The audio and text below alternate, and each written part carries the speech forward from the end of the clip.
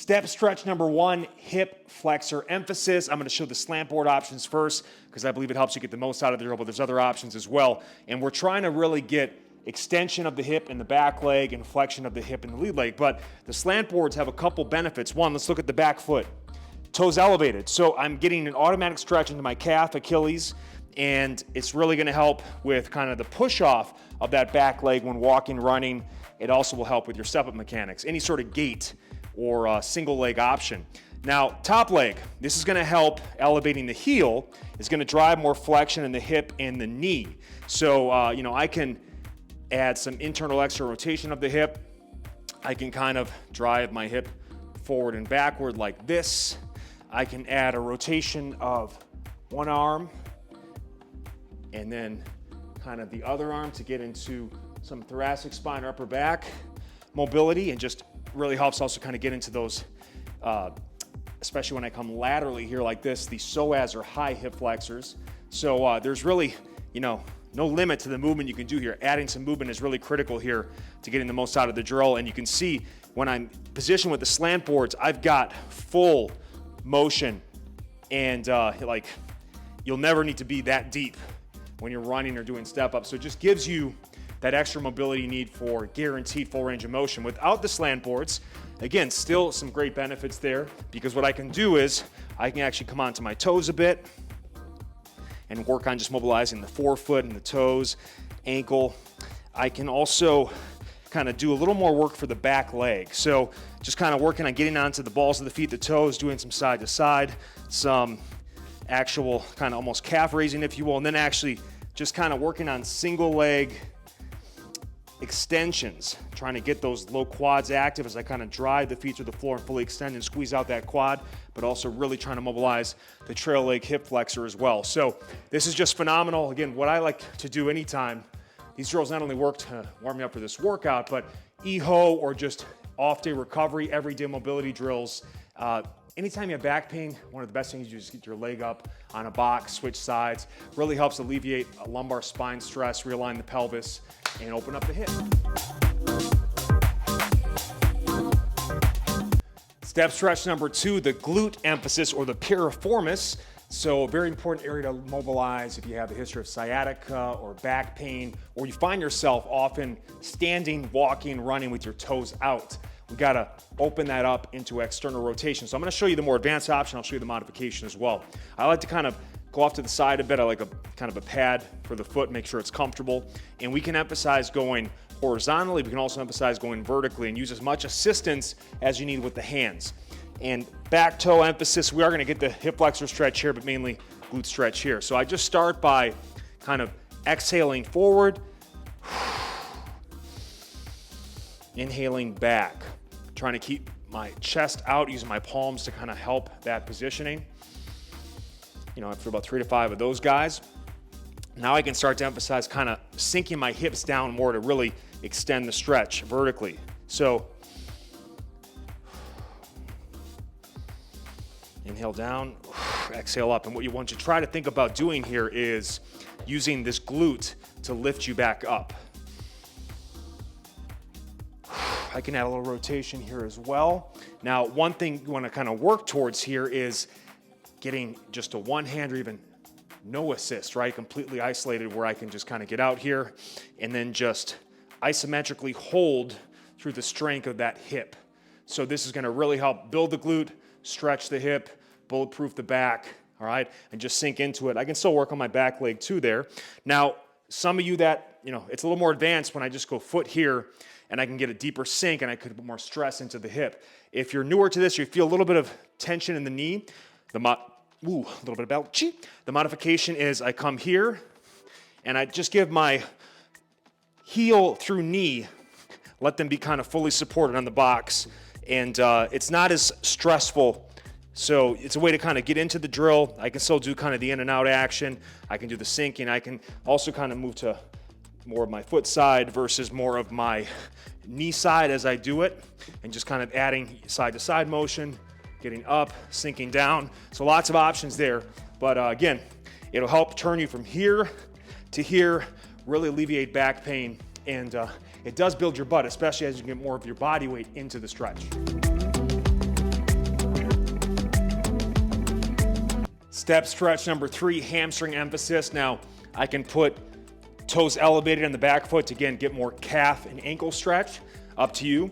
And now we're going hamstring, right? So back of the thigh. When we can't get enough motion through here, we tend to have to round at the spine, and that puts us in that horrible kind of flexed lumbar spine position, that bulging herniated disc type of position we want to avoid as much as possible when picking things up, bending over, or doing hinge style of drills. So what we do here is get nice in position, keep the leg as straight as you can. I first like to start with basically a hip internal-external rotation treatment here, all right? And I'm trying to actually drive this back hip out to the side. So this is kind of more of that external,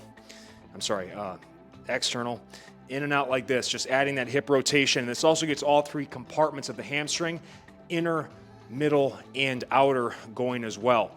I can grab the foot, I can use my hand to apply manual resistance, kind of pull back, and then use my calves to push away. So, and then pull it back as far as you can, really getting into, behind the knee area. Get all the way out as you can. It also kind of involves a little bit of shoulder stretch, opposite hip, shoulder action here as well. Add that motion this way. Now I can also kind of create a straight leg hip hinge process where I basically kind of get here, make sure I feel that small arc of my back maintained, chest up, inhale down, and I just try to get as much load as I can into this straight leg, feeling that stretch, but also just some strengthening here as well. And then I'm going to exhale up as I push and kind of go all the way through.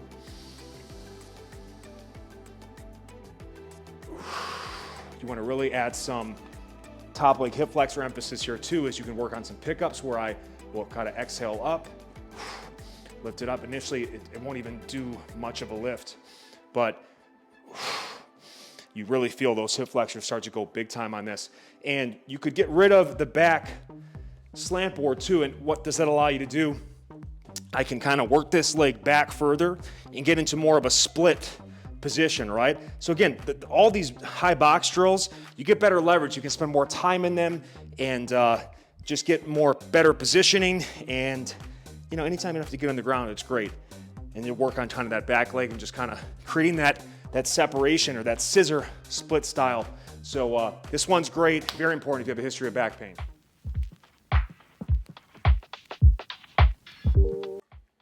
Toes elevated, Psoas step up. Now let's get into the particular way of maximizing this movement. I really want you, if you can, toes elevated slant board, and make sure we're not toes out. I want those toes going straight ahead. We're trying to work on not only hip mobility, but gait, all right, where the toes are pointing straight ahead for proper walk-run mechanics. Once I'm in there, I step through to a higher box where my top thigh is just about parallel to the floor.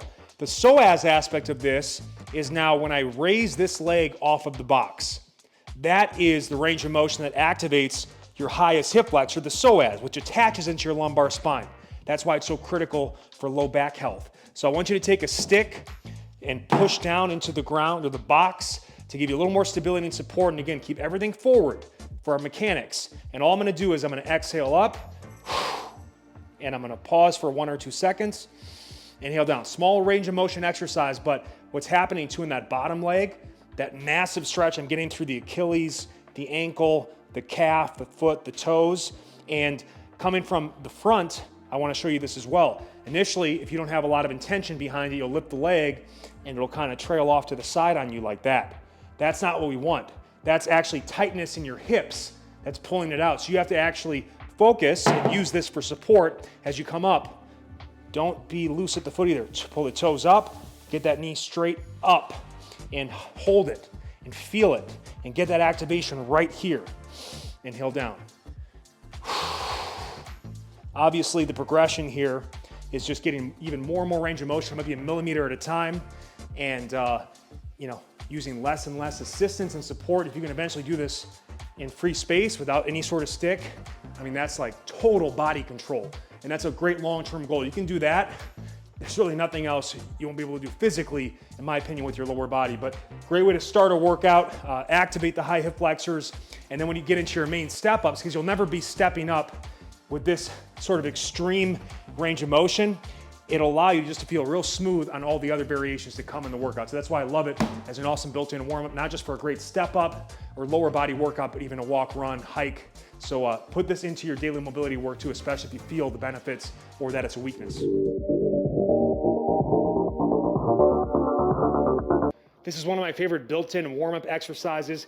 We have an extreme joint angle step-up stretch. So toes elevated, bottom leg to maximize the stretch into the calf, ankle, Achilles, and then heel elevated on the top leg to get more range of motion through the hip and the knee. All we're gonna do is a nice, slow, controlled exhale up, inhale down, overhead press from this position to warm up the upper body, activate the core, and stretch and mobilize your lower body joints, and get ready for the step-ups to come.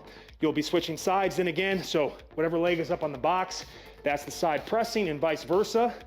Go slow and controlled, focus on your breathing, and get tall. And again, try to max out the range of motion. If you're using an aerobic set with adjustable risers, try to find the highest point you can get to really, like, I could probably go, I actually ran out of risers. I would do this with my plyometric box and go with one of the higher settings, but get as high as you can on that lead leg to really stretch out those joints beyond the demands that will be required in the actual workout.